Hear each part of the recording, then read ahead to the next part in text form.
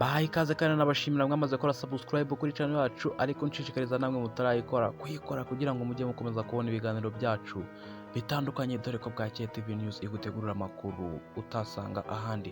Amakuru rero y'abavuga uyu munsi mu isi cyangwa se muri politiki muri Afurika y'Uburasirazuba, ni ukuvuga inama iri kubera mu gihugu cy'u Burundi y'umuryango wa Afurika y'Uburasirazuba, aho nyakubahwa perezida wa Repubulika w'igihugu cy'u Rwanda Paul Kagame yageze mu masaha y'igicamunsi ashize yitabiriye iyo nama, ariko mugenzi we Felix Antoine Tshisekedi akaba atitabiriye, ahubwo yohereje intumwa muri iyo nama.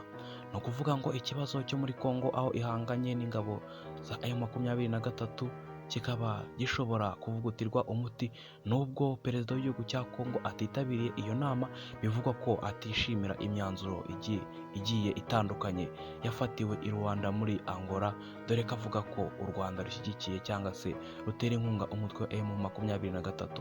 Ibi ni bimwe bibazo rero bigomba kwigirwa muri iyo nama kugira ngo bize gukemuka. Iyi ni Bwakeye TV News, nshishikariza utarakora subscribe kuyikora kugira ngo ujye ukomeza kubona ibiganiro bitandukanye Bwakeye TV News ikugezaho. Ciao.